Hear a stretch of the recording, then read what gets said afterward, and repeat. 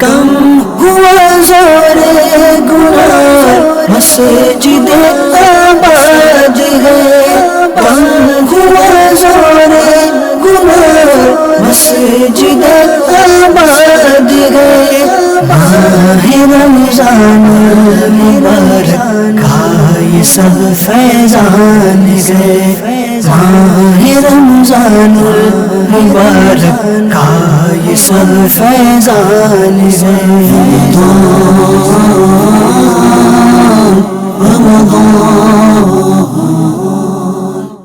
الحمدللہ رب العالمین والصلاة والسلام علی سید الانبیاء والمرسلین، اما بعد فاعوذ باللہ من الشیطان الرجیم، بسم اللہ الرحمن الرحیم، الصلاة والسلام علیک یا رسول اللہ وعلی آلک واصحابک یا حبیب اللہ، الصلاة والسلام علیک یا نبی اللہ وعلی آلک واصحابک یا نور اللہ۔ نبی پاک صلی اللہ علیہ وسلم کا ارشاد فرماتے ہیں، من صلی علیہ فی یوم الف مرۃ لم یمت حتی یری مقعدہ من الجنہ۔ سبحان اللہ۔ فرماتے ہیں جو مجھ پر ایک دن میں 1000 مرتبہ درود پاک پڑھے گا وہ اس وقت تک نہیں مرے گا جب تک جنت میں اپنا مقام نہ دیکھ لے۔ سبحان اللہ۔ صلو علی الحبیب صلی اللہ تعالی علی محمد صلی اللہ تعالی علیہ وسلم۔ ایف جی این چینل کے ناظرین، پروگرام بہار رمضان، ماہ رمضان کی بابرکت ساعتوں میں آپ کے لیے پھر لے کر حاضر ہوئے ہیں۔ امید کرتے ہیں کہ آپ بخیر و عافیت ہوں گے۔ اللہ پاک ماہ رمضان کے روزوں کو، تراویح کو، دیگر اذکار خیر کو، نوافل کو، صدقہ و خیرات کو اپنی بارگاہ ناز میں قبول فرمائے اور یہ نیکیاں اللہ تبارک و تعالی ہمارے لیے نجات کا ذریعہ بنائے۔ ناظرین، پچھلے ایپیسوڈز کی طرح آج پھر انشاءاللہ بہت پیاری پیاری گفتگو آپ کے سامنے کرنے والے ہیں۔ کچھ اہم ٹاپک کے اوپر گفتگو کریں گے، نعت پاک بھی آپ کو سنائیں گے، بہت پیارے پیارے کلام بھی، آپ کی فرمائشیں بھی انشاءاللہ امید ہے کہ ہم پروگرام میں شامل کریں گے اور بہت پیارے پیارے سیگمنٹ بھی انشاءاللہ آپ کے سامنے پیش کریں گے۔ میرے ساتھ آج پروگرام میں گفتگو کرنے کے لیے تشریف رکھتے ہیں ہمارے بہت پیارے رکن ہند مشاورت حاجی اعجاز اتاری صاحب۔ حاجی صاحب کو پروگرام میں خوش آمدید، مرحبا کہتے ہیں۔ اللہ پاک آپ کا آنا، یہ وقت دینا قبول فرمائے۔ انہی کے ساتھ ہمارے بہت پیارے مولانا ندیم مدنی صاحب، آپ کو بھی خوش آمدید کہتے ہیں۔ اللہ پاک آپ کا آنا قبول فرمائے۔ اور ساتھ ہی ہمارے بہت پیارے پیارے نعت خواں محب بھائی، بہت پیارے نعت خواں ہیں، انشاءاللہ پیاری پیاری نعتیں ان سے سنیں گے۔ اور ساتھ ہی ہمارے نعیم بھائی بھی تشریف فرما ہے، انشاءاللہ آپ کی فرمائشیں بھی لیں گے اور بہت پیارے پیارے کلام بھی ان سے سنیں گے۔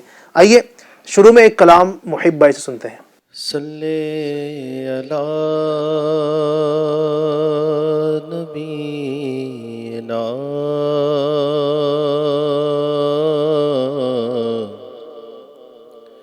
صلی علی محمد صلی علی نبینا صلی علی محمد صلی علی نبینا صلی علی محمد۔ ہم بھی مدینے جائیں گے،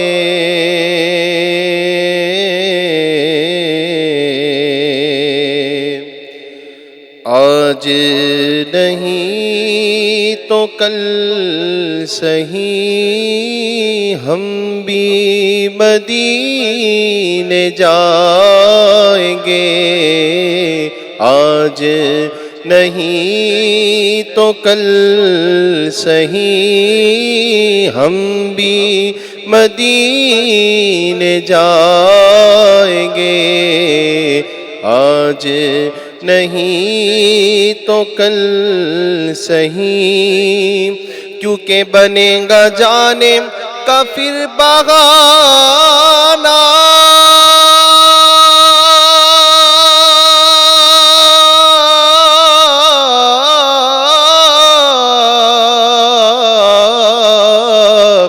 کہیں گا کر کوئی دیوانہ،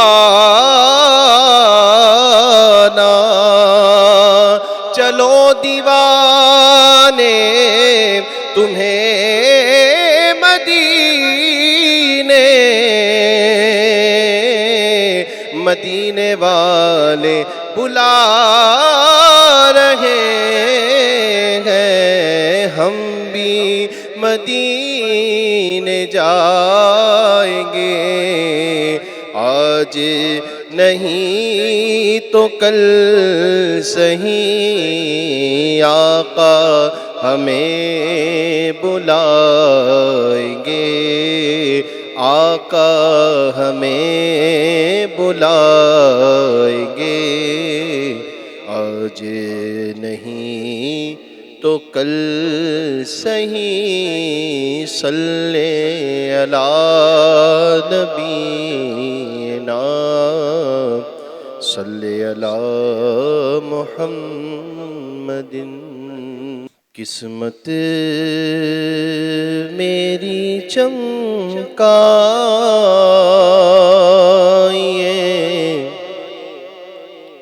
چمکائیے آقا، قسمت میری چمکائیے، چمکائیے آقا، قسمت میری چمکائیے، چمکائیے آقا،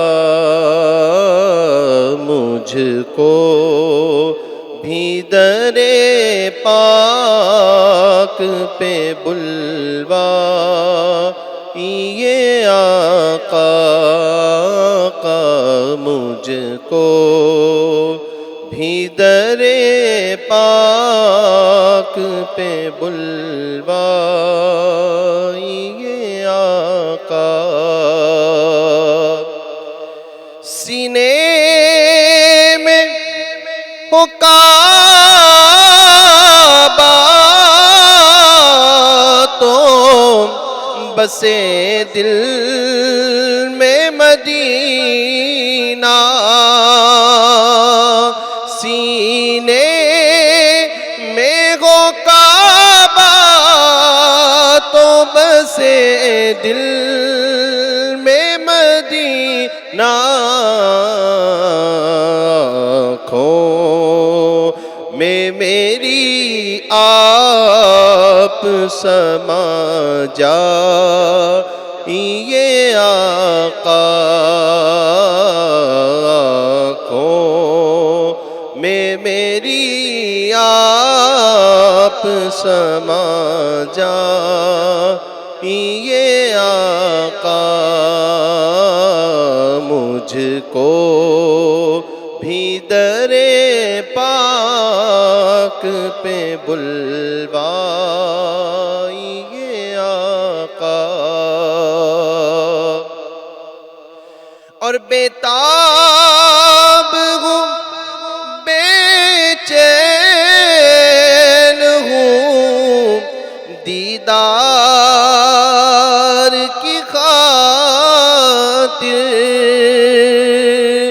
بیتاب ہوں، بے چین ہوں، دیدار کی خاطر، للہ میرے خواب میں آ جائیے آقا،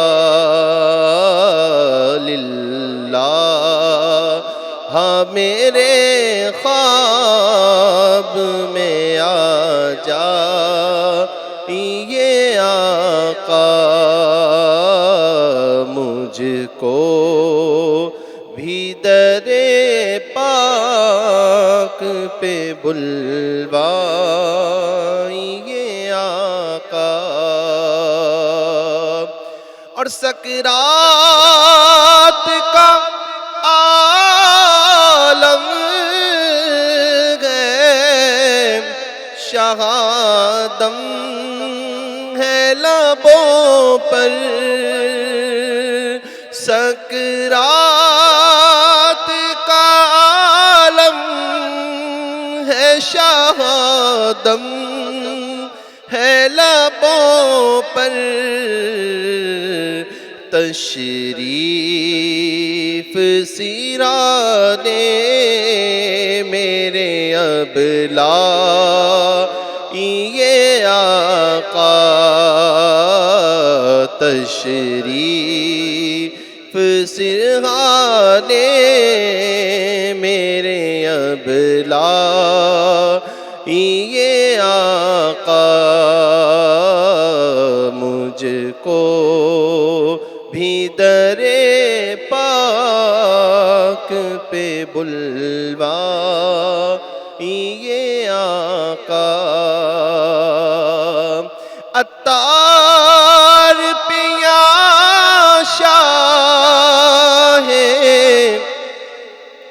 مدینہ ہو عنایت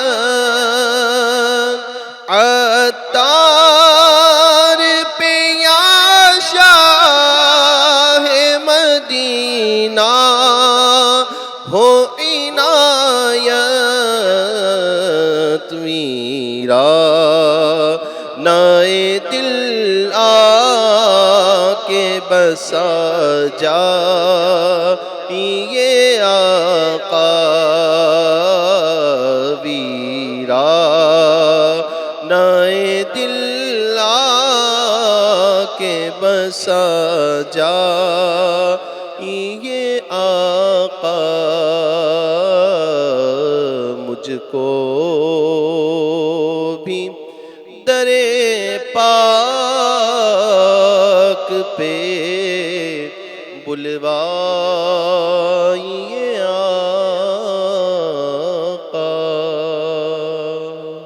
سبحان اللہ سبحان اللہ۔ اللہ پاک کرم کرے، کاش کہ ہماری یہ التجائیں، یہ تمنائیں نبی پاک کی بارگاہ میں مقبول ہوں۔ مجھ کو بھی در پاک پہ بلوائیں آقا، اے کاش کہ ایسا کرم ہو جائے، نبی پاک ہماری ان التجا کو قبول فرما رہے اور نبی پاک اس سال ہی ہمیں اپنے دربار کی حاضری عطا فرمائیں۔ اے کاش اے کاش اللہ پاک ہمیں رمضان مدینہ دیکھنا نصیب فرمائے۔ ناظرین، پروگرام بہار رمضان میں آپ یقیناً ہمارے ساتھ شروع سے شامل ہیں اور بہت ساری گفتگو ہمیں کرنی ہے۔ انشاءاللہ اول تاخیر شریک رہیں گے تو بہت ساری برکتیں آپ کو نصیب ہوگی۔ آپ نے ایک کلام سنا، مزید بھی انشاءاللہ ہم آپ کو درمیان میں کلام سناتے رہیں گے۔ ناظرین، پروگرام بہار رمضان میں ہم کسی ایک خاص ٹاپک کے اوپر گفتگو کرتے ہیں اور کوشش یہ ہوتی ہے کہ اس ٹاپک پر جو گفتگو کریں گے اس سے حاصل ہونے والے جو قیمتی پھول ہیں، کچھ پوائنٹس جو اس سے ہمیں ملیں گے وہ آپ تک بڑھائیں اور اس پروگرام کو دیکھنے کے بعد کچھ ہمارے علم میں بھی اضافہ ہو اور عشق رسول میں بھی نعتوں کے ذریعے اضافہ ہو۔ ناظرین، آج کا جو ٹاپک ہمارا ہے وہ ہے آؤٹ آف کنٹرول، حد سے بڑھنا۔ یہ ایک ایسی چیز ہے جو انسان کو عیبدار بھی بنا دیتی ہے۔ بعض اوقات کئی جگہ پر کئی چیزوں میں آؤٹ آف کنٹرول ہوتا ہے تو آدمی ٹھوکریں کھاتا ہے اور بعض اوقات پچھتاوا بھی اس کو ہوتا ہے۔ اللہ تبارک و تعالیٰ نے اپنے پاک کلام قرآن مجید میں بھی حد سے بڑھنے والوں کے حوالے سے مختلف مقامات پر ارشاد فرمایا ہے۔ چنانچہ ایک جگہ پر میرا رب ارشاد فرماتا ہے وَمَن يَعْصِ اللَّهَ وَرَسُولَهُ وَيَتَعَدَّ حُدُودَهُ يُدْخِلْهُ نَارًا خَالِدًا فِيهَا وَلَهُمْ عَذَابٌ مُّهِينٌ۔ فرمایا اور جو اللہ اور اس کے رسول کی نافرمانی کرے اور اس کی کل حدوں سے بڑھ جائے، اللہ اسے آگ میں داخل کرے گا جس میں ہمیشہ رہے گا اور اس کے لیے خواری کا عذاب ہے۔ تو یہ اللہ کے جو نافرمان یعنی جو اللہ تبارک و تعالیٰ کا انکار کرنے والے ہیں ان کے لیے کہ جو اللہ تبارک و تعالیٰ کے انکار میں حد سے بڑھے اور معاذ اللہ ان کے لیے اللہ تبارک و تعالیٰ کا فرمان۔ اسی طرح ایک اور مقام پر اللہ تبارک و تعالیٰ حد سے بڑھنے والوں کی مذمت بیان کرتے ہوئے فرماتا ہے اِنَّهُ لَا يُحِبُّ الْمُعْتَدِينَ، بے شک اللہ تبارک و تعالیٰ حد سے بڑھنے والوں کو پسند نہیں فرماتا۔ اسی طرح ایک اور مقام پر اللہ ارشاد فرماتا ہے وَكُلُوا وَاشْرَبُوا وَلَا تُسْرِفُوا، اور کھاؤ اور پیو اور حد سے نہ بڑھو۔ اب ناظرین، یہ حد سے بڑھنا مختلف طریقے سے ہوتا ہے اور مختلف چیزوں کے اندر ہوا کرتا ہے۔ بعض چیزوں میں حد سے بڑھنا بہت نقصان دہ ہوتا ہے۔ بہرحال یہ کہ کسی بھی چیز کو جب آؤٹ آف کنٹرول کرتے ہیں تو اس کی یقیناً نقصانات تو ہوتے ہی ہیں۔ تو آج کے پروگرام میں ہم ڈسکس کریں گے کہ کسی بھی کام کے اندر اگر آپ آؤٹ آف کنٹرول ہو جاتے ہیں تو اس کے کیا کیا سائیڈ ایفیکٹ ہوتے ہیں، کیا کیا نقصانات ہوتے ہیں۔ انشاءاللہ ہمارے ساتھ بنے رہیے گا۔ اسی طرح دعا ایک عظیم عبادت ہے اور دعا کے اندر بھی آؤٹ آف کنٹرول ہو جانا، حد سے بڑھ جانا اور اللہ تبارک و تعالیٰ سے ایسا سوال کرنا جو نہیں کرنا چاہیے، اس کے کیا کیا نقصانات ہو سکتے ہیں، شریعت میں دعا کے جو آداب ہے وہ کیا بیان کیے گئے ہیں. سب سے پہلے میں بڑھوں گا ہمارے رکن ہند مشاورت اعجاز بھائی کی طرف. اعجاز بھائی کیا فرمائیں گے دعا کے اندر حد سے بڑھنے کے حوالے سے؟ آج کا ٹاپک جو ہے ہمارا آؤٹ آف کنٹرول، لیکن شریعت نے بہت ساری چیزوں میں ہمارے لیے ایک حد رکھی ہے. صحیح. اس کو کراس کرنے سے بعض احادیث مبارکہ میں ہمیں منع کیا ہے کہ اس سے اب آگے نہیں بڑھنا ہے. حد سے آگے بڑھنے سے، جیسے ابھی آپ نے جو عنوان لیا کہ دعا میں حد سے بڑھنے کے متعلق، جی. اور جو آیت مبارکہ آپ نے جس میں حد سے بڑھنے سے منع کرنے کی جو آیت مبارکہ آپ نے ایک بیان کی کہ انہ لا یحب المعتدین، تو یہ آیت مبارکہ سے جو پہلا جز ہے آیت مبارکہ کا وہ دعا سے متعلق ہی ہے. چنانچہ اللہ پاک ارشاد فرماتا ہے کہ ادعوا ربکم تضرعا وخفیہ، پھر ارشاد ہوا انہ لا یحب المعتدین، یعنی اپنے رب سے گڑ گڑاتے ہوئے اور آہستہ آواز سے دعا کرو، صحیح. بے شک وہ حد سے بڑھنے والوں کو پسند نہیں فرماتا. یہ ہے کہ دعا میں آہستہ آواز کرنے اور گڑ گڑا کر دعا مانگنے کی ترغیب ہے، اور حد سے بڑھنے سے منع فرمایا گیا کہ اب حد سے نہ بڑھے. اس کی کچھ مثالیں میں ناظرین کو عرض کرتا ہوں کہ کیا حد سے آگے بڑھنا ہے دعا میں. جیسے علماء اکرام نے ایسی بہت ساری مثالیں لکھی ہوئی ہیں، اور کچھ واقعات بھی علماء لکھتے ہیں کہ بزرگوں نے کسی کو دیکھا کہ وہ اس انداز سے دعا کر رہے ہیں تو ان کی تربیت بھی فرمائی کہ دعا اس انداز سے نہ مانگی جائے. جیسے کہ حضرت عبداللہ بن مغفل نے اپنے بیٹے کو یہ دعا کرتے ہوئے سنا کہ اے اللہ، میں تجھ سے جنت کی دائیں طرف سفید محل کا سوال کرتا ہوں. تو آپ نے فرمایا اے بیٹے، اللہ تعالیٰ سے جنت کا سوال کر اور جہنم سے آزادی کی دعا کر، کیونکہ میں نے رسول اللہ صلی اللہ علیہ وسلم کو ارشاد فرماتے ہوئے سنا ہے کہ ان قریب میری امت کے کچھ لوگ وضو اور دعا میں حد سے بڑھیں گے. یہ خاص کرنے کی دعا ہے نا کہ مجھے جنت میں دائیں جانب والا سفید محل یہ عطا کر. تو اس طرح دعا کرنے سے منع کیا گیا. پہلے تو علی بھائی یہ کہ لوگوں کا ایک معمول یہ دیکھا جاتا ہے کہ دعا کرنے کی طرف ذہن نہیں ہے، نماز پڑھیں فوراً مسجد سے باہر نکلنے کا ایک معمول ہوتا ہے، دعا مانگتے نہیں. اچھا، جو مانگتے ہیں تو پھر بعض اوقات وہ اس انداز کی دعا مانگتے ہیں جسے شریعت نے بنا کر دیا ہے. ایک تو وہ ہے کہ جو مانگتے ہی نہیں ہیں، اور دوسرے جو مانگتے بھی ہیں تو وہ مانگتے جو نہیں مانگنا چاہیے، جو نہیں مانگنا چاہیے. تو اب اس کی مثالیں یہ ہیں کہ جیسے کوئی یہ دعا کرے کہ یا اللہ تو مجھے انبیاء کا مقام و مرتبہ عطا فرما دے. اب یہ تو انبیاء اکرام علیہ الصلوۃ والسلام سے خاص ہے، معصوم ہونا مانگنا یا نبی کا رتبہ مقام مانگنا. نبی رحمت صلی اللہ علیہ وسلم پر سلسلہ نبوت ختم ہو گیا، اب کسی کو نبوت نہیں، تو اب مقام و مرتبہ مانگنا یہ حد سے بڑھنا ہے. یا آسمان پر چڑھنے کی دعا کرنا کہ اللہ تو مجھے ایسی طاقت دے کہ میں آسمان پر چڑھ جاؤں، اس طرح کی دعا کرنے سے شریعت نے منع فرمایا. بعض اوقات لوگ ایسی چیز کا سوال کرتے جو محال ہیں یا قریب با محال ہیں. جیسے ایک مثال اس کی یوں لی جا سکتی ہے کہ یوں سوال کرنا کہ یا اللہ تو مجھے موت ہی نہ دے، ہمیشہ کی زندگی عطا فرما دے، جبکہ یہ محال ہیں. قرآن پاک بھی فرماتا ہے کہ جو جان پیدا ہوئی اسے موت کا مزہ چکنا ہے، تو ہر جان کو موت کا مزہ چکنا ہے، تو انتقال تو ہوگا ہی. ہاں، یوں دعا کی جا سکتی ہے کہ یا اللہ تو مجھے بری موت سے بچا لے. یہ بھی کر سکتے ہیں اللہ مجھے لمبی نیکی والی لمبی عمر عطا فرما. ہاں، یہ کی جا سکتی ہے، لیکن ہمیشہ کی حیاتی مانگنا یہ درست نہیں ہوگا. پھر ہمیشہ کی تندرستی مانگنے سے منع ہے، ہمیشہ کے لیے عافیت کا سوال کرنے سے منع ہے، یہ بھی حد سے بڑھنا ہے. پھر ایسے کام کا سوال کرنا جس پر قلم چل چکا ہے، جیسے کسی کا قد لمبا ہے، ہائٹ زیادہ ہے، تو اب وہ یہ سوال کرے کہ یا اللہ تو میری ہائٹ کم کر دے. ہاں، یہ ہو سکتا ہے کہ جس کی ہائٹ کم ہے اس کی ہائٹ لمبی ہونے کی وہ دعا کر سکتا ہے کہ یہ پاسبل ہے. لیکن اب یہ دعا کرنا کہ یا اللہ پاک تو میری ہائٹ کو کم کر دے، تو اس طرح کا سوال کرنا یہ بھی شریعت نے منع کر دیا کہ اس پہ اب قلم جاری ہو چکا. یا پھر اس کی مثال یوں بھی لے جا سکتی ہے کہ گناہ کے لیے اسباب پیدا ہو جائے، میں گناہ کر سکوں، اس کی دعا کرنا. رشتہ داروں سے میرا رشتہ ٹوٹ جائے، یا فلاں میرا رشتہ دار ہے اس سے میرے تعلقات ختم ہو جائے، اس کی دعا کرنا. جبکہ صلہ رحمی کرنے کا، حسن سلوک کرنے کا، رشتہ داروں سے تعلقات قائم کرنے کا حکم ہے. ابھی جو مہینہ گزرا شعبان المعظم کا، اس کی 15ویں شب میں اللہ پاک بنی کلب کی بکریوں کے بالوں سے زیادہ جہنمیوں کو جہنم سے آزاد فرماتا ہے. لیکن علماء نے کچھ لوگ ایسے ذکر کیے ہیں جن کی اس رات بھی بخشش نہیں ہوگی. ان میں سے ایک رشتہ داروں سے تعلقات توڑنے والا بھی ہے کہ وہ بخشا نہیں جائے گا. تو ایسا سوال کرنا یہ بھی درست نہیں ہے کہ میرے رشتہ داروں سے میرے تعلقات ختم ہو جائے. یہ ماشاءاللہ آپ نے جو ذکر فرمائے ہیں وہ صورتیں ہیں کہ جس میں آدمی آؤٹ آف کنٹرول ہو جاتا ہے دعا کے معاملے میں، یعنی حد سے بڑھ جانا. تو ناظرین رب تبارک و تعالیٰ یقیناً ذرہ نواز ہے, وہ یعنی اللہ تبارک و تعالیٰ عطا فرمانے والا ہے, بہت عطا فرمانے والا ہے, لیکن اللہ تبارک و تعالیٰ سے وہی سوال کریں گے جو اس کی شان کے لائق ہے. اللہ تبارک و تعالیٰ ہمیں دعا کے آداب کا خیال رکھتے ہوئے دعا مانگنے کی توفیق عطا فرمائے. ایک بڑی پیاری کتاب کا بھی میں آپ کو یہاں پر مشورہ دوں گا. مکتبۃ المدینہ انڈیا سے آپ کتاب حاصل بھی کر سکتے ہیں. کتاب کا نام ہے آداب دعا. مکتبۃ المدینہ مکتبۃ المدینہ. بڑی پیاری اور جامع کتاب ہے. اس میں دعا کے آداب بھی لکھے ہوئے ہیں کہ دعا کس انداز سے مانگنا ہے, دعا میں ہاتھ اٹھانے کا طریقہ ہمارا کیا ہونا چاہیے, دعا میں ہماری نظر کیا ہونی چاہیے, دعا کے اندر جو ہے کیا کیا مانگنا ہے, کیا کیا نہیں مانگنا ہے, کس کس وقت دعا زیادہ قبول ہونے کے مطلب زیادہ چانس ہے. اسی طرح کون کون سے مقامات ایسے ہیں, کون کون سی جگہ ایسی ہیں کہ جہاں پر جا کر دعا مانگیں گے تو دعا قبول ہوگی, کون کون سے وقت ایسے ہیں کہ جس میں دعا زیادہ قبول ہوتی ہے.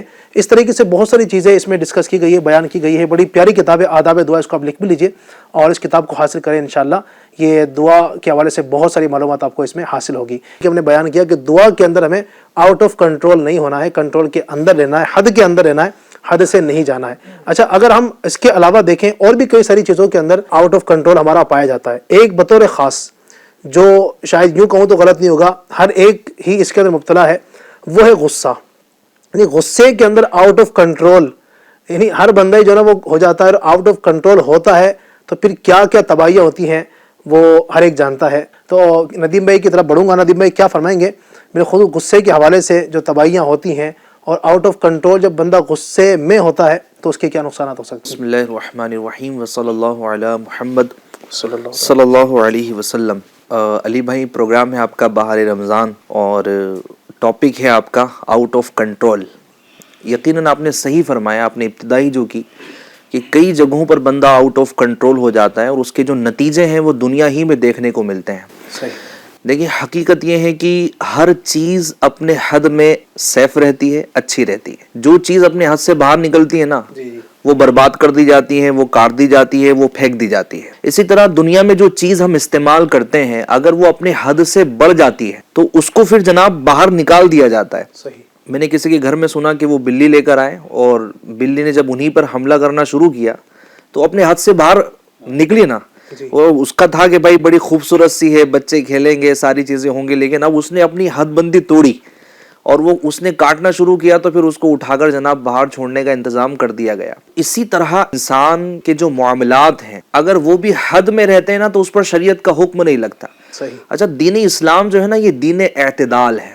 اسلام جو ہے وہ انسان کے اندر, شخصیت کے اندر اعتدال پسند کرتا ہے کہ بندہ اپنے جذبات پر بھی اعتدال رکھے, اپنی سوچوں میں بھی اعتدال رکھے, یعنی اس طرف نہ جائیں کہ جو اس کی دنیا اور دین کو نقصان پہنچا رہا ہوتا ہے. چونکہ آپ کا سوال بیسیکلی غصے پر ہے, یعنی ایسا نہیں کہ کوئی کہے کہ جناب مجھے نہیں آتا, یہ ایک فطری امر ہے. صحیح. یہ جذبات کی ایک سمجھے کی ایک قسم ہے اور نفس کے ایک ایسے جوش کا نام ہے کہ بندہ بدلہ لینے پر اپنے آپ کو ابھار رہا ہوتا ہے اور جوش کھا رہا ہوتا ہے, ابلنا بول رہے ہوتے ہیں نا, وہ جذبات کی کیفیت ہے. تو غصہ یہ فطری چیز ہے, لیکن اس پر کنٹرول کرنا یہ انسان کے لیے ممکن ہے, ناممکن والی بات نہیں ہے. کوئی بندہ کہے کہ جناب مجھے غصہ نہیں آتا تو اس کو سوچنا چاہیے کہ یہ صحیح کہہ رہا ہے جھوٹ کہہ رہا ہے. لیکن اگر کوئی یہ کہے نا کہ جناب میں غصہ کنٹرول نہیں کر سکتا تو یہ ضرور یہ بھی جھوٹ بول رہا ہے, کیونکہ غصہ کنٹرول کرنا ممکن ہے. اب اصل میں غصہ ہوتا کیوں ہے؟ انسان کی کچھ ضروریات زندگی کی ہوتی ہیں, جیسے کھانا پینا, پہننا, لباس ہیں, اس کے علاوہ کئی ساری چیزیں ہیں. جب وہ بتدریج صحیح معنوں میں پوری نہیں ہوتی تو بندہ اپنے جذبات کا اظہار کرتا ہے. اور جذبات کا اظہار کرنے میں مسئلہ نہیں ہے, اس جذبات کے اظہار کرنے میں حد سے زیادہ بڑھ جانا اس میں مسئلہ ہے. اور اسی کو ہم یہاں پر جو ہے وہ غضب کہہ رہے ہیں اور غصہ کہہ رہے ہیں. تو فطری طور پر یہ امر ہے, ہمیں اس کو کنٹرول کرنا چاہیے. جب آؤٹ آف کنٹرول ہمارا مزاج ہو جائے گا, ہمارے خیالات ہو جائیں گے, ہمارے جذبات ہو جائیں گے, اور یہ جذبات پھر ریئیکشن اس کا ہوگا کہ ہم دوسرے کو نقصان پہنچا رہے ہیں, تو یہ آؤٹ آف کنٹرول ہے, اس سے ہمیں ضرور بچنا ہوگا. اچھا, آپ ادھر دیکھیں, آپ کی جناب غصے سے جو ہونے والے نقصانات ہیں, یہاں پر جو آؤٹ آف کنٹرول ہونے کا جو کانسیپٹ ہے وہ کتنا خطرناک ہے. کہ یہی ایک بندہ جب غصہ کر رہا ہے یا تو وہ بیوی پر برس رہا ہے کہ جناب اس کے کام اس نے پورے نہیں کیے, اس کے کام اس نے پورے نہیں کیے, وہ بچوں پر برس رہا ہے, بچوں نے اس کی اطاعت نہیں کی. اچھا سیٹ نوکر پر برس رہا ہے, جناب وہ نوکر کسی اور پر برس رہا ہے, وہ کسٹمر پر برس رہا ہے. ہر بندہ دوسرے کے متعلق اگر آؤٹ آف کنٹرول ہوگا, اپنے جذبات کو قابو میں نہیں رکھے گا, تو معاشرہ بھی یہ خسارے کی طرف جائے گا. اب گھر میں اگر غصہ ہے تو گھر بھی خسارے کی طرف جائے گا, اور اس کے نقصانات اور بھی. لیکن ہم یہاں پر اگر ذرا میں اس کو بیان کروں, پھر انشاءاللہ اپنے ٹاپک کو آگے لے کر بڑھتا ہوں, کہ غصہ یہ ہمارا جو کھلا دشمن ہے, شیطان ہے, اس کے جالوں میں سے بہت بڑا جال ہے. ایک بزرگ رحمت اللہ تعالی علیہ بنی اسرائیل کے بہت بڑے ولی اللہ گزرے ہیں. یہ کہیں سے گزر رہے تھے تو اچانک ان کے سامنے ایک چٹان آ کے گری. اب بزرگان دین کا یہ معمول ہوتا تھا کہ ان کو اپنی طاقت پر نہیں, اپنے اوراد و وظائف پر, اللہ کے ذکر پر بڑا بھروسہ ہوتا تھا, اور وہی ان کی طاقت ہوتی تھی, اور وہی گویا کہ ان کی بہترین سیفٹی تھی. انہوں نے ذکر اللہ کرنا شروع کر دیا. جیسے ہی ذکر اللہ کیا وہ چٹان ہٹ گئی. اچھا اس کے بعد سلسلہ ختم نہیں ہوا, وہ چٹان کے بعد درندے ظاہر ہونے لگے, شیر سامنے آیا, آپ نے پھر اللہ کا ذکر کرنا شروع کر دیا, وہ درندے سامنے سے ہٹتے رہے. اچھا نماز کا وقت ہوا تو ان بزرگوں نے نماز پڑھنا جب شروع کی, جب یہ نماز پڑھنے کے لیے کھڑے ہوئے تو اچانک ایک سانپ آیا, آپ کو لقمہ بنانے کے لیے آپ کے جائے سجدہ وہ بیٹھ گیا. آپ اس کو ہٹا کر سجدہ کرنے میں کامیاب ہو گئے.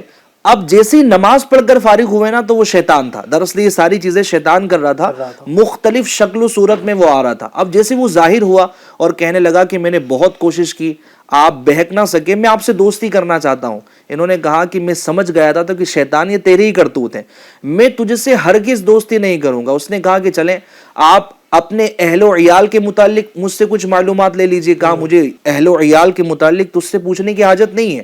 اب اس نے تیسری مرتبہ میں یہ کہا کہ اچھا یہ معلوم کر لیجئے کہ میں لوگوں کو کیسے بہکاتا ہوں. آپ نے کہا کہ یہ ضرور بتا دیں. اس نے 3 جال بتائے اپنے, کہ بخل, غصہ اور نشہ, یہ 3 جال ہیں. اس نے غصے کی وضاحت کرتے ہوئے بتایا کہ جب میں کسی پر یہ جال ڈالنے میں کامیاب ہو جاتا ہوں تو اس سے اس طرح کھیلتا ہوں جیسے بچے گیند سے کھیلتے ہیں.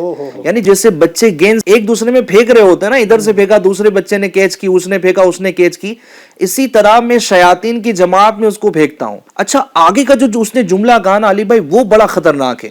وہ کہتا ہے کہ بندہ علم و عمل کے کتنے ہی بڑے مقام و مرتبے پر فائز ہو, میں اس سے مایوس نہیں ہوتا, میں اس سے امید رکھتا ہوں کہ کبھی نہ کبھی تو اپنی زبان سے ایسا جملہ نکالے گا کہ اس کی دنیا اور آخرت برباد ہو جائے گی, یہ خسارے میں چلا جائے گا. وہ غصے کا انتظار کر رہا ہوتا, اور حقیقت یہی ہے کہ جب بندہ غصے میں ہوتا ہے نا, تو وہ کہا جاتا ہے کہ غصہ عقل کو کھا جاتا ہے. اس کی جو ہے نا وہ عقل کام نہیں کر رہی ہوتی ہے. لیکن میں نے چونکہ جملہ کہا تھا کہ جناب ایسا نہیں کہ اس کا علاج ناممکن ہے, ممکن ہے.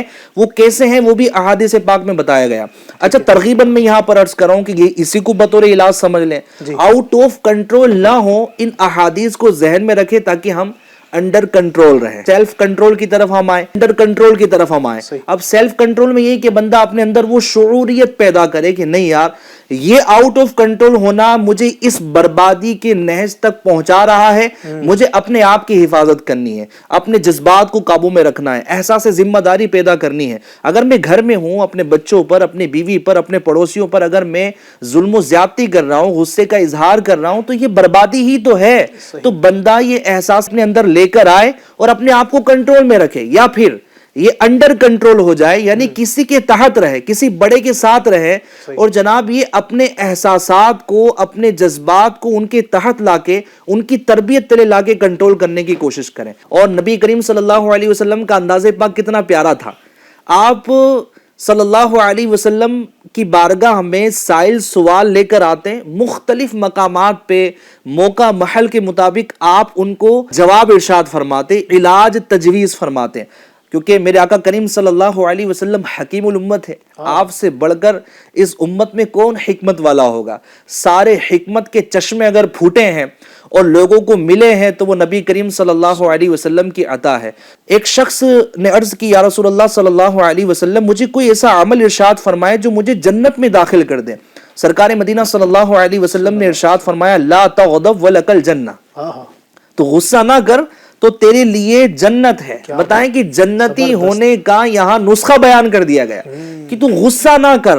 یعنی کوئی ایسی چھوٹی موٹی چیز نہیں ہے, ایسی چیز ہے کہ براہ راست ہمیں نقصان پہنچا رہی ہے, ہمیں قابو پانا ہوگا. دیکھیں اب یہ غصے کا اظہار صرف گھر میں نہیں ہے, اس غصے کا اظہار آپ دیکھ لیں سگنل پر بھی ہو رہا ہے نا جی. اسی غصے کا اظہار جو ہے وہ کہیں بل پے کرنے کے لیے گیا, وہاں لگی ہوئی لائن میں بھی ہو رہا ہے. یعنی کہاں کہاں غصہ جو ہے وہ نقصان پہنچا رہا ہے. آپ دیکھیں کہ جناب سگنل پر کھڑے ہیں اور سگنل جیسے گرین لائٹ جلی, اب جیسے نکلنے کا ٹائم ہوا, اگر کسی بندے کی بائک بند ہو گئی اور جناب اس کو کک لگانی ہے, کچھ پرابلم ہو گئی, اب پیچھے سے جو ہے نا جو ہارن بجنے کی آوازیں شروع ہو جاتی ہے.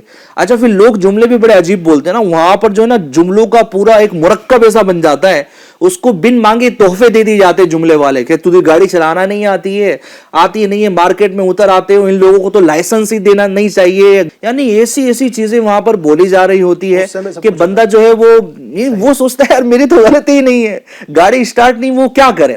لیکن بندہ یہاں پر غصے کا اظہار کر رہا ہے اور اپنے اس شہری کو, اس ملک میں رہنے والے کو نقصان پہنچا رہا ہے. تو آؤٹ آف کنٹرول نہ ہو, انڈر کنٹرول ہو, سیلف کنٹرول اپنے اندر لے کر آئے, انشاءاللہ الکریم دنیا میں بھی کامیاب ہوں گے اور آخرت میں بھی کامیاب ہوں گے. ماشاءاللہ ماشاءاللہ, زبردست غصے کے حوالے سے رہنمائی کی ندیم بھائی نے. اور یعنی حدیث پاک جو آپ نے سنائی نا, یقین مانے وہ اس سے مطلب مزید ایمان کو تازگی ملی. فرمایا کہ غصہ نہ کر تو تیرے لیے جنت ہے. یعنی اس سے پتہ ہی چلا ناظرین, غصے پر کنٹرول میں رہنے کی وجہ سے آدمی بہت سارے گناہوں سے بچ سکتا ہے. تو لہٰذا اپنے آپ پر قابو رکھیں, اپنے آپ کو جو ہے نا تھوڑا سا سنبھال کے رکھیں. آپ بہت قیمتی ہیں. غصے کے اندر وہ کام نہ کریں کہ جس کی وجہ سے جو ہے نقصانات ہوں, جس کی وجہ سے بعد میں پچھتانا پڑے. ایسے معاملات ہوتے ہیں کہ ہر معاملے کو یہاں پر ڈسکس بھی نہیں کیا جاتا ہے غصے کی وجہ سے. اس سے جو کنیکٹ بات ہے نا, میں اپنی بات کو کمپلیٹ کر لوں کہ اب غصہ آ رہا ہے بندے کو, اور یہ فطری امر ہے, جی آ ہی جاتا ہے. شعوریت اپنے اندر پیدا کریں, ٹھیک ہے. اور جب غصہ آئے نا تو کچھ کام ایسے ہیں کہ بندہ اس پر غور کرے تو انشاءاللہ وہ کنٹرول کرنے میں کامیاب ہو جائے گا. ہماری بات ہی اور گفتگو ہی وہی ہے. جب بندے کو غصہ آئے نا, کوئی بات اس کے مزاج کے خلاف ہو کہ اس کو لگتا ہے کہ یار یہ نہیں ہونی چاہیے تھی, فوراً بول دینے سے پہلے جو ہے نا ذرا رک کر نتیجے پر غور کر لیں. میں جو بول رہا ہوں اس کے بعد نتیجہ کیا ہے, کیا یہ جو نقصان ہوا ہے یا میری ضرورت پوری نہیں ہوئی, مجھے خوشی ملنی تھی وہ نہیں ہوئی, تو کیا ایسا بولنے پر وہ خوشی مجھے مل جائے گی, کیا میرا کام پورا ہو جائے گا, کیا میری ضرورت پوری ہو جائے گی, کیا یہ جو نقصان میرے سامنے والے بندے نے کیا ہے, انسان نے کیا ہے, کیا یہ اس کی بھرپائی کر دے گا؟ نہیں نا بھائی. آپ غور کریں, آپ خاموش ہو جائیں. بندہ جو ہے وہ جس پر غصہ آ رہا ہے نا اس کے سامنے سے ہٹ جائے, اس کے سامنے سے الگ چلا جائے. اگر کھڑا تھا تو بیٹھ جائے, بیٹھا تھا تو وہ لیٹ جائے. یعنی یہ وہ اعمال بتائے گئے کہ جو بندے کو کہیں نہ کہیں وقتی طور پر اس کو کنٹرول کر لیتے ہیں. تو یہ چیزیں بھی اگر اپنائیں گے انشاءاللہ تو فائدہ ہوگا.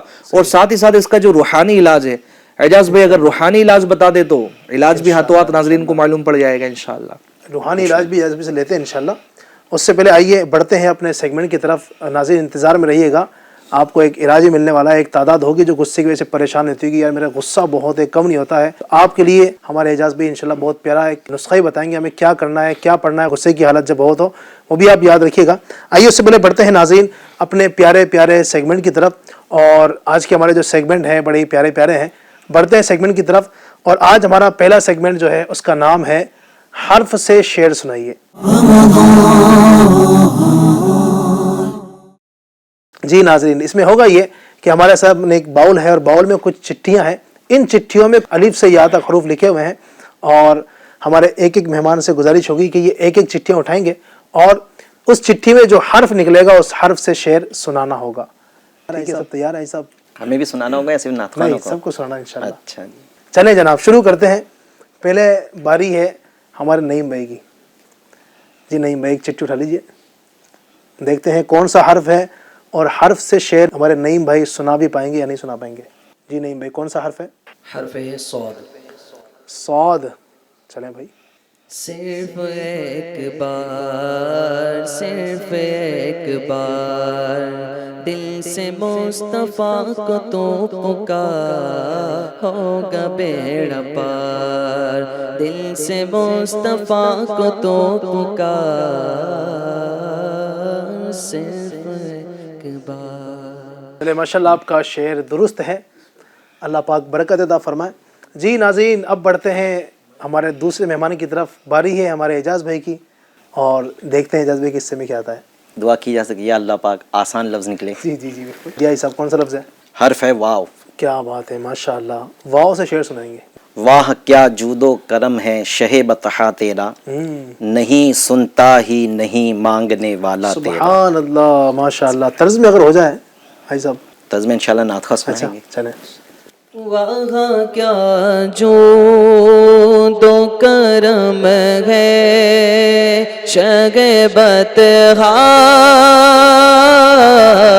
تیرا، نہیں سنتا ہی نہیں مانگنے والا تیرا. اب بڑھتے ہیں ہمارے ندیم بھائی کی طرف. ندیم بھائی حرف ہے را. را. کیا بات ہے.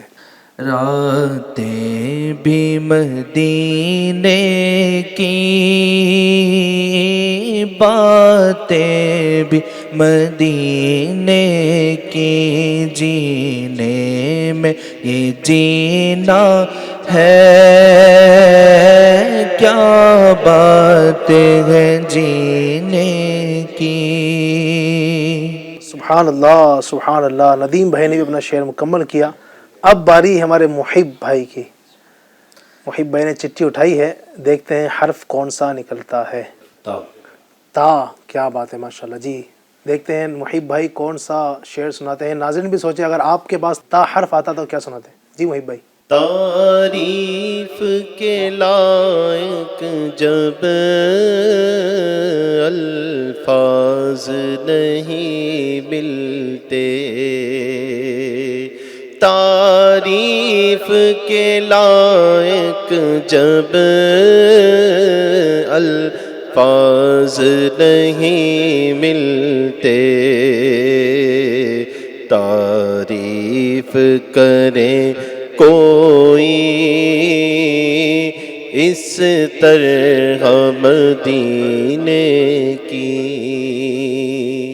سبحان اللہ سبحان اللہ سبحان اللہ. جی ناظرین الحمدللہ ہمارا پہلا سیگمنٹ مکمل ہوا. سب نے اپنے اپنے اشعار سنائے. اللہ پاک سب کو برکت نصیب فرمائے. اب بڑھتے ہیں ایک اور سیگمنٹ کی طرف. اس کا نام ہے سمجھائیے مگر اشاروں سے. ہم اس میں کریں گے یہ ناظرین کہ پہلے ہم اس ٹیم کو ایک لفظ دکھائیں گے، وہ لفظ یہ دیکھیں گے اور اس کو اشارے کے اندر بتانے کی کوشش کریں گے کیا لکھا ہوا ہے، اور اسے یہ دونوں سمجھ کر بتائیں گے. پھر ایک لفظ ان کو دکھائیں گے اور انہیں سمجھنا ہے. چلیے پہلے شروع کرتے ہیں اعجاز بھائی کی ٹیم سے. جی دیکھیے.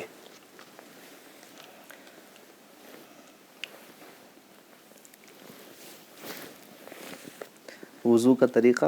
سبحان اللہ. کیا بات ہے بھائی ماشاء اللہ. یہ تو اس میں اشارے کرنے والے کا کمال ہے. یہ بھی ہے. زیادہ اشارے کریں گے. بھائی صاحب نے کورس تو نہیں کیا کہیں؟ کیا ہوں میں نے. کیا ہے کورس. ہو سکتا ہے کہ آپ کا اشارہ جلدی سمجھ جائے، لیکن یہ بھی کہ آپ اشارہ صحیح کریں تو سمجھیں گے. جی ناظرین اب باری ہے ہماری ندیم بھائی کی ٹیم کی. ان کو ہم ایک لفظ دکھائیں گے اور اشارہ کر کے سمجھانا ہوگا ہمارے اس ٹیم کو. تو جی ندیم بھائی کے لیے اشارہ ایک لفظ دیکھ گیا. ٹھیک ہے جناب. مسافر کی نماز. اللہ اللہ کیا بات ہے ماشاء اللہ. ویسے مسافر کا اشارہ صحیح کیا نہیں؟ نہیں ویسے مسافر کا اشارہ جو ہے اچھا یوں یعنی بیگ جو لیتے ہیں اور پھر یہ امیر رسول کا بڑا پیارا رسالہ ہے مسافر کی نماز. اسی طرح یہ جو ایک اشارہ کیا تھا ہمارے حاجی صاحب نے وہ بھی تھا وضو کا طریقہ. یہ بھی رسالہ ہے امیر سنت کا بڑا پیارا رسالہ. ایک کتاب ہے نماز کے احکام. اس میں 12 رسالے امیر سنت کے شامل ہیں. اس کا بھی میں آپ کو مشورہ دوں گا کہ مطالعہ کریں اور اس کی برکتیں حاصل کریں. جی ناظرین ہمارے دونوں سیگمنٹ مکمل ہوئے اور الحمدللہ دونوں ہی سیگمنٹ بہت اچھے طریقے سے آسانی کے ساتھ ہمارے مہمانوں نے ماشاءاللہ اس کو مکمل کرنے کی کوشش کی. اللہ تبارک و تعالیٰ سب کو برکت نصیب فرمائے. ناظرین بڑھتے ہیں اب اپنے پروگرام کی طرف اور ٹاپک کی طرف. ٹاپک چل رہا تھا ہمارا آؤٹ آف کنٹرول اور الحمدللہ آؤٹ آف کنٹرول کے حوالے سے بہت ساری باتیں ہم نے سنی اور کافی ساری چیزوں پر ڈسکس بھی ہوئی. غصے کے حوالے سے پھر اسی طریقے سے دعا کے حوالے سے آؤٹ آف کنٹرول نہیں ہونا ہے. ابھی اسے ندیم میں نے بتایا بھی کہ اس میں جو نا یہ معتدل راستہ ہے. افراط اور تفرید سے پاک ہے. نہ تو بہت زیادہ کسی چیز کے اندر حد سے بڑھ جانا اور نہ ہی اتنی کمی کر دینا کہ آدمی گناہوں کے اندر پڑ جائے. آدمی کو چاہیے کہ معتدل رہے، درمیانی روش پر رہے. تو یہ ہمارا دین چاہتا ہے. ہمارے بزرگان دین کے اگر واقعات دیکھتے ہیں، ہمارے اسلاف کرام کے اگر انداز دیکھتے ہیں تو ان کا آؤٹ آف کنٹرول ہونے کے حوالے سے جو معاملات تھا، اور بالخصوص غصے کے حوالے سے جو ان کے معاملات تھے کہ غصے کو کس طرح قابو کرتے تھے. اور یقیناً شیطان تو چاہتا یہ ہے کہ انسان غصے میں آئے اور اس سے وہ کام کروا دے جو نہیں کروانا چاہیے. تو اس وقت ہمارے بزرگان دین کا کیا انداز ہوا کرتا تھا؟ میں چاہوں گا کہ ہمارے حاجی صاحب اس پہ کچھ کلام فرمائیں. جیسے ماشاءاللہ مولانا ندیم مدنی صاحب نے بہت پیارے انداز سے اس کو سمجھایا ہے ہمیں. اس کے نقصانات بھی انہوں نے بتائے. ٹھیک ہے. اس میں ایک ہے کہ واقعی انسان کو غصہ آتا ہے، لیکن غصہ آنا یہ جیسے انہوں نے بتایا کہ ایک فطری چیز ہے. کوئی یہ کہے کہ مجھے غصہ ہی نہیں آتا تو یہ سچ نہیں کہہ رہا ہے، اس کو غصہ آتا ہے.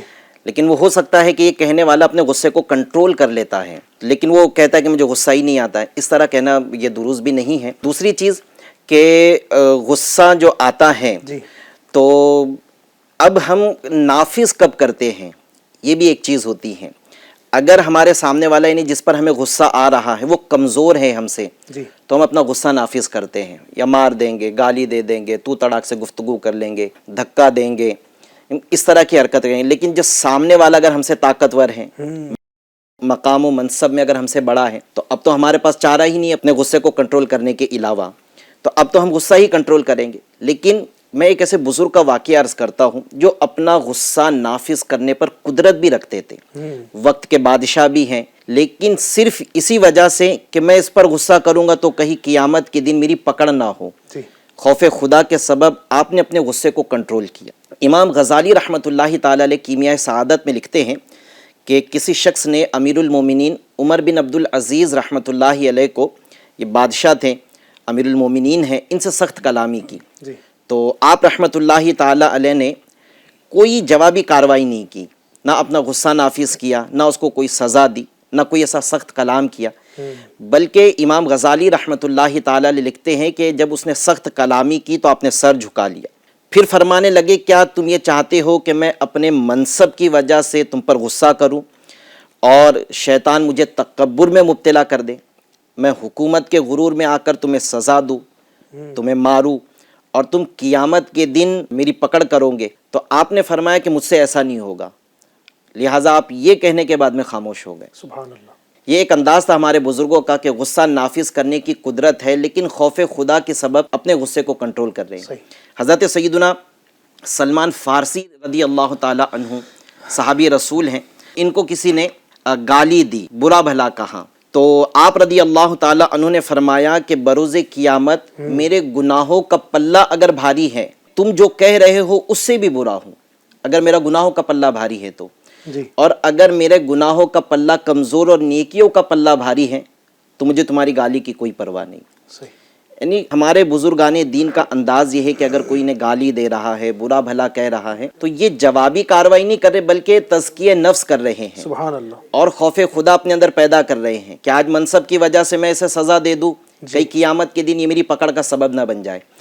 اگر عمل اچھے ہیں اور نیکی والا پلہ بھاری ہے تو تمہاری گالی کی مجھے کوئی پرواہ نہیں ہے.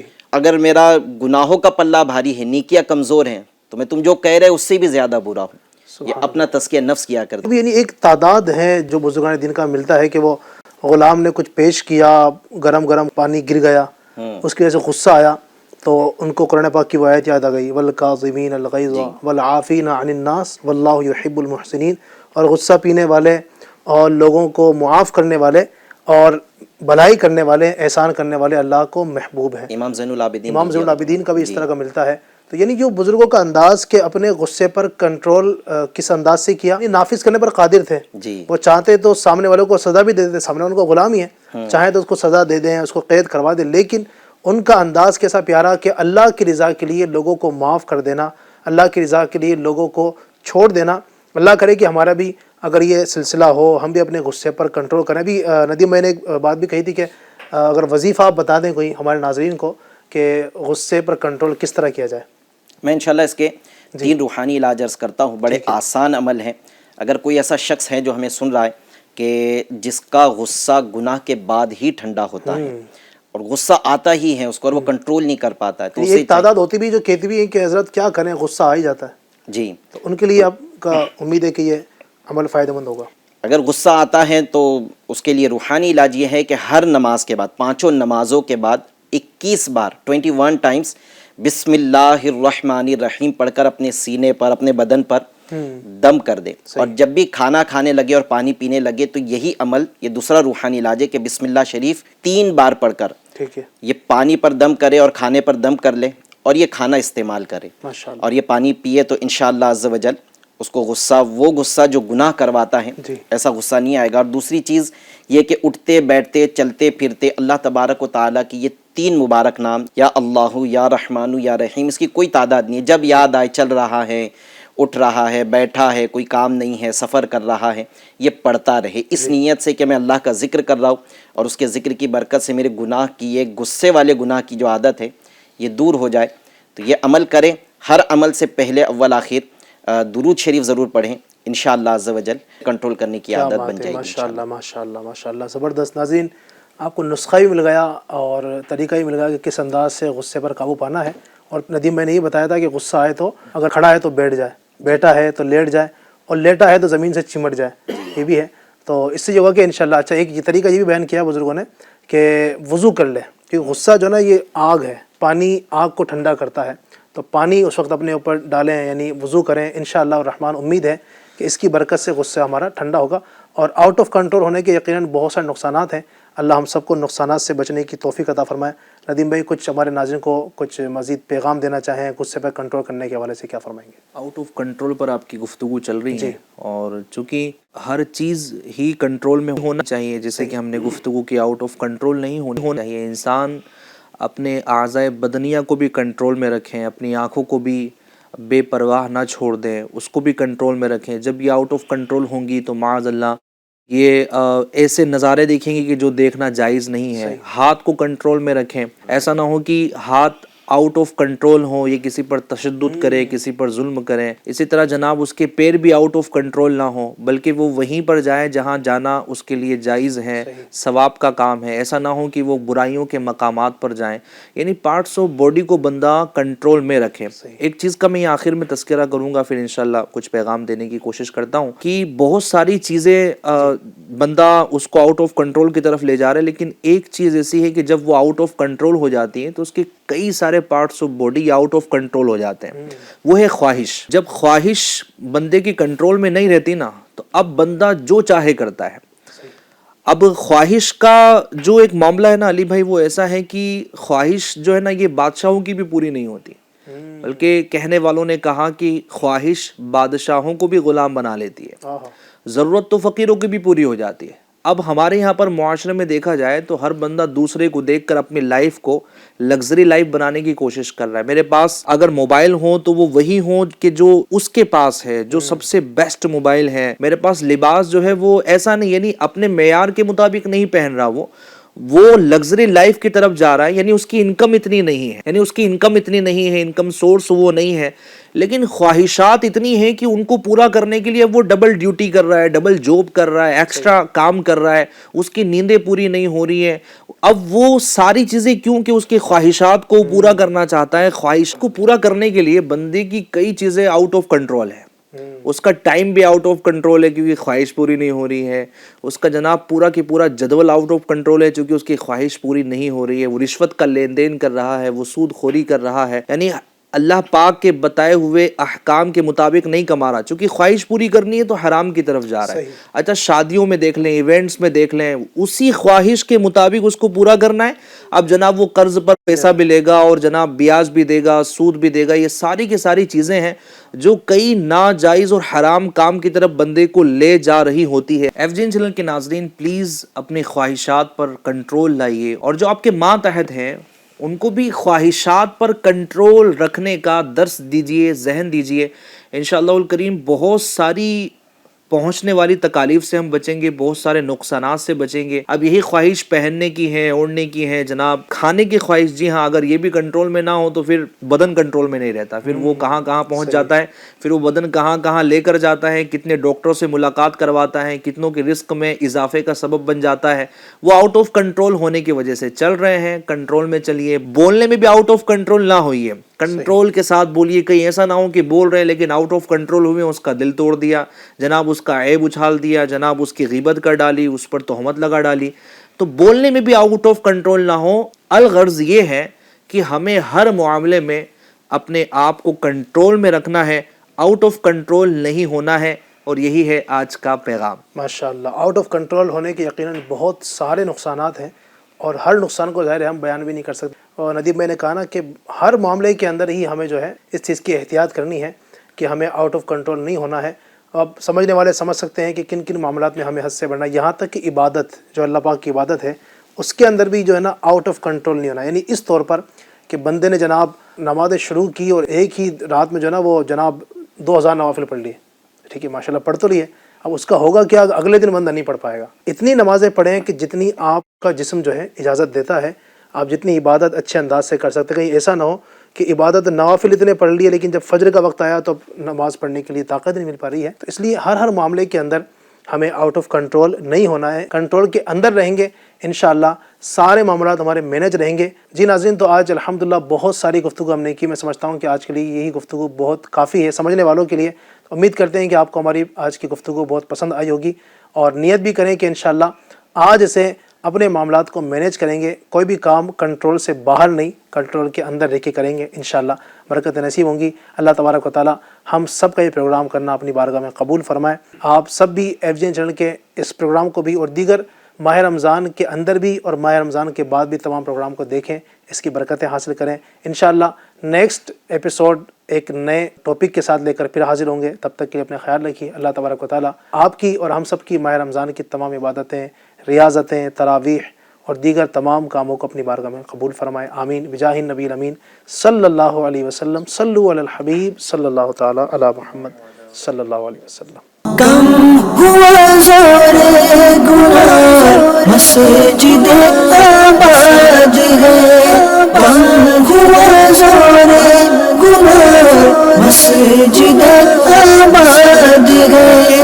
ماہ رمضان المبارک کا یہ سب فیضان ہے, ماہ رمضان المبارک کا یہ سب فیضان ہے.